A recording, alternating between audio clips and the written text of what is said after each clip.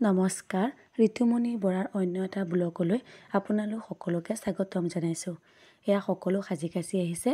এয়া বিদ্যালয়ত আজি নৱাগত আদৰণি সভা আৰু সাংস্কৃতিক অনুষ্ঠান দুদিনীয়াকৈ অনুষ্ঠিত কৰা হৈছে। এইগৰাকী হৈছে পুষ্পাঞ্জলি বাইদেউ। ইতিমধ্যে আমাৰ বন্তি প্ৰজ্বলন কাম আৰম্ভ হৈছে। বন্তি প্ৰজ্বলন কামত আমাৰ বিদ্যালয়ৰ প্ৰধান শিক্ষক মহোদয় আৰু লগতে সভানেত্ৰী বাইদেউ শিক্ষক মণ্ডলী উপস্থিত আছে।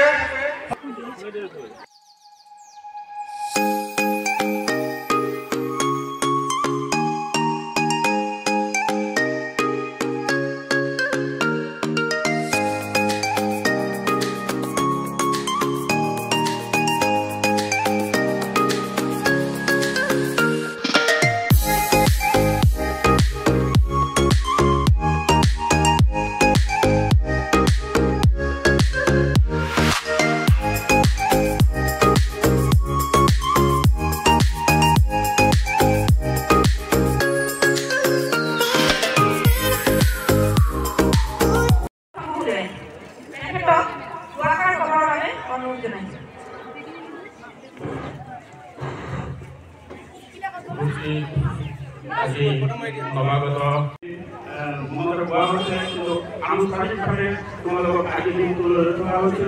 আজি দিনটো তোমালোকক আদৰণি জনাব পাৰে তোমালোকৰ ভৱিষ্যত উজ্জ্বল কামনা কৰি মোৰ বক্তব্য চমুকে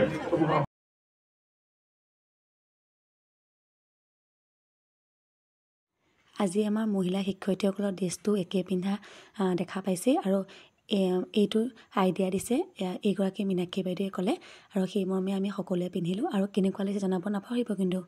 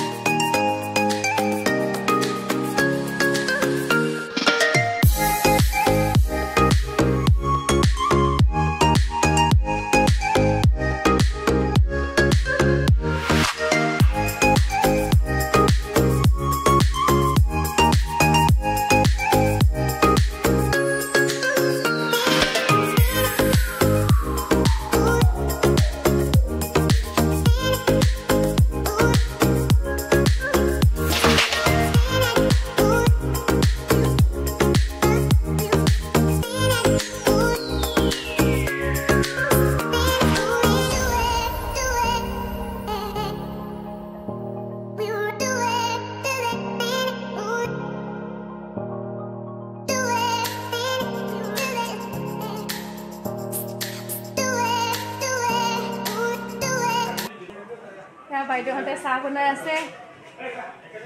কি চাহ? লাল চাহ নে গাখীৰ চাহ? গাখীৰ চাহ।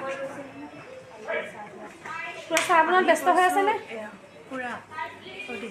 চাহ বনোৱাত পুৰা ব্যস্ত হৈ আছে নে? পুৰা দিয়া থা লাগি আছে ন? একেবাৰে ব্যস্ত।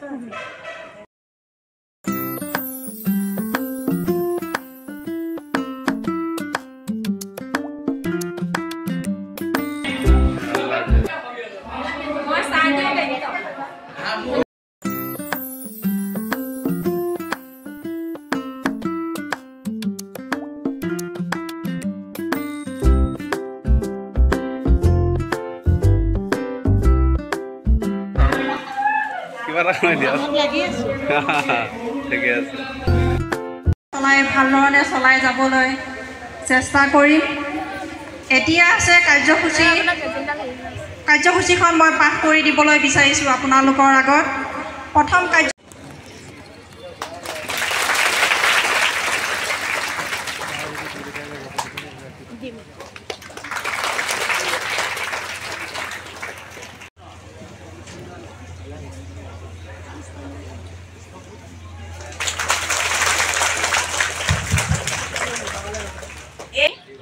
পুষ্পাঞ্জলি বৰদলৈ ডাঙৰীয়ানীক তেখেতক আদৰণি জনাব আমাৰ বিদ্যালয়ৰ শিক্ষক দীপক ডেকা ছাৰে।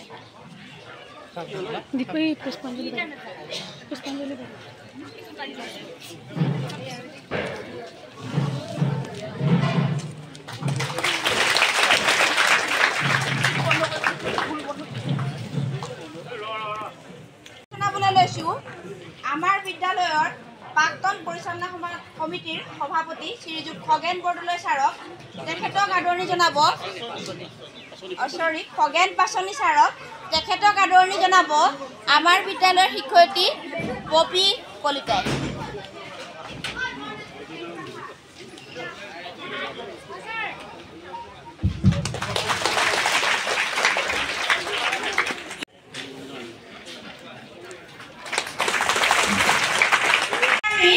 আদৰণি জনাবলৈ লৈছোঁ আমাৰ চিআৰচি ছাৰক তেখেতক আদৰণি জনাব আমাৰ বিদ্যালয়ৰ শিক্ষয়িত্ৰী ঋতুমতীয়ে।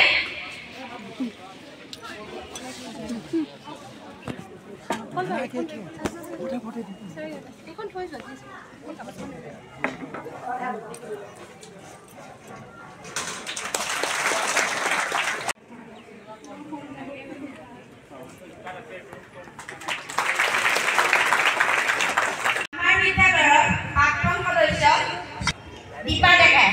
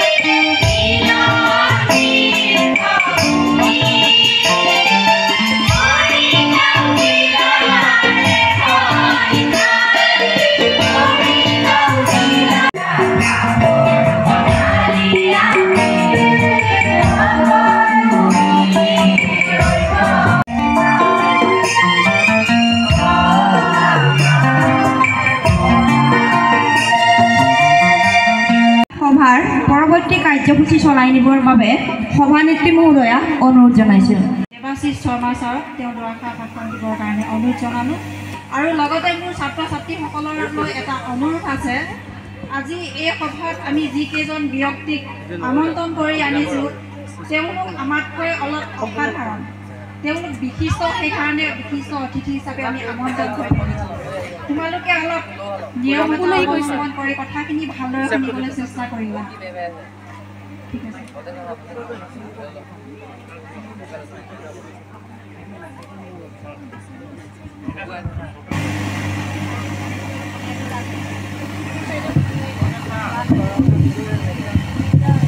দিলেই 1975 চনতে স্থাপন কৰা এই ঐতিহ্যপূৰ্ণ বিদ্যালয়খনক ইমান সুন্দৰকৈ পৰিচালনা কৰি আজি এই স্তৰলৈ লৈ অনাৰ বাবে এখন এনে বিদ্যালয় যাক লৈ আমাৰ অঞ্চলৰ প্ৰতিজন নাগৰিকে গৌৰৱ কৰিব পাৰে।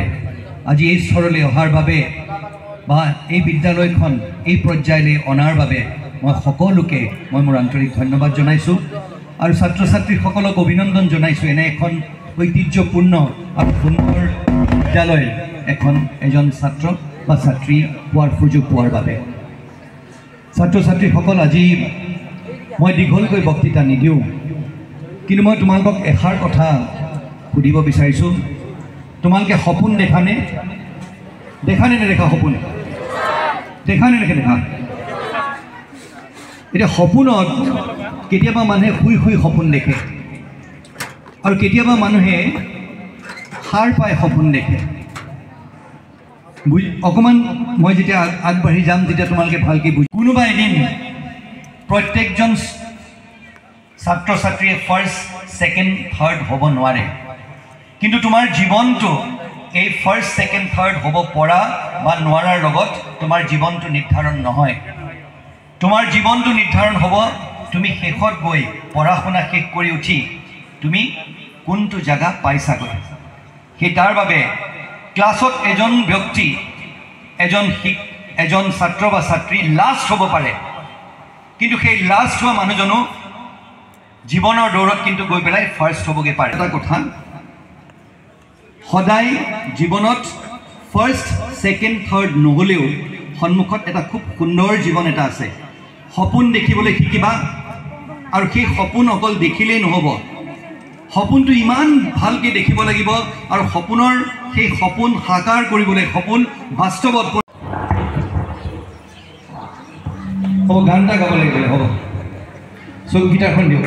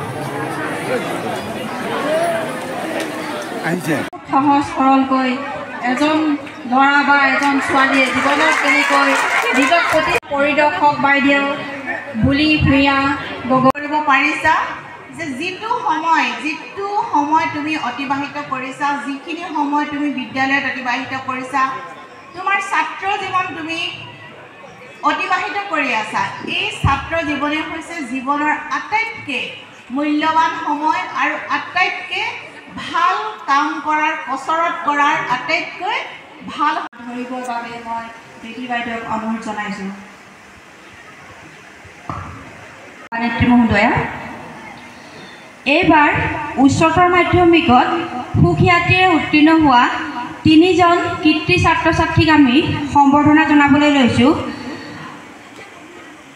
প্ৰথমে আমি মঞ্চলৈ আমন্ত্ৰণ জনাইছোঁ দেৱাশ্ৰী ইন্দ্ৰপীঠ তেওঁ জিঅ'গ্ৰাফি এডুকেশ্যনত লেটাৰসহ 69.4%ৰে উত্তীৰ্ণ হৈছে তেখেতক সম্বৰ্ধনা জনাব আমাৰ বিদ্যালয়ৰ পৰিদৰ্শক বাইদেৱে এখন ফুলাম গামোচা আৰু এটা কলমৰ দ্বাৰা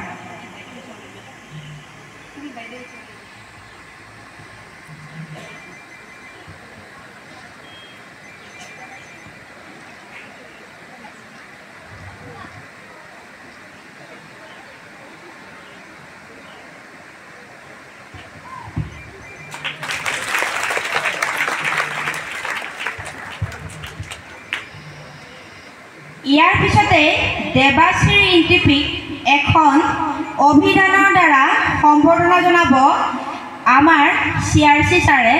যিহেতু ছাৰে দুদিনমান এডুকেশ্যনৰ ক্লাছ কৰিছিলে, গতিকে এডুকেশ্যনত সুখ্যাতিৰে লেটাৰ মাৰ্ক পোৱাৰ বাবে ছাৰে এই উপহাৰটি তেওঁলৈ আগবঢ়াইছে।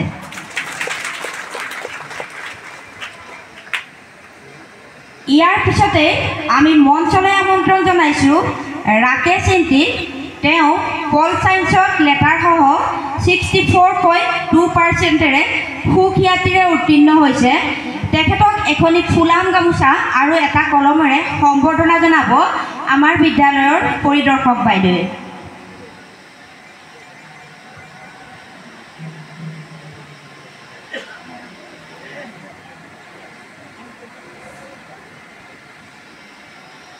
ইয়াৰ পিছতে এখন অভিধানৰে ৰাকেশ ইণ্টিক সম্বৰ্ধনা জনাব আমাৰ বিদ্যালয়ৰ অধ্যক্ষ মহোদয়ে।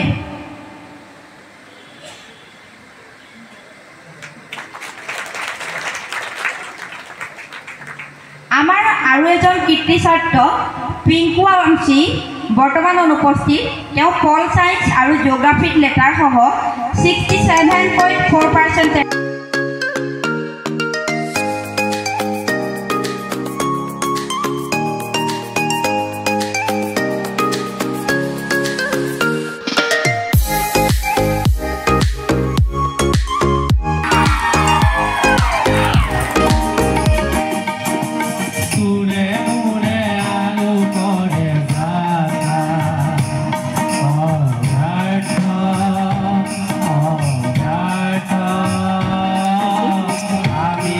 আমাৰ শিক্ষক শিক্ষয়িত্ৰী আৰু ৰিমিক্স গীতৰ দ্বাৰাই আজি অনুষ্ঠানটো সামৰণি মৰা হৈছে। আৰু আপোনালোকে ভিডিঅ'টো চাই কেনেকুৱা পালে কমেণ্টত জনাব নাপাহৰিব। কিন্তু নেক্সট এটা ব্লগত লগ পোৱাৰ আশাৰে আজিলৈ বাই বাই।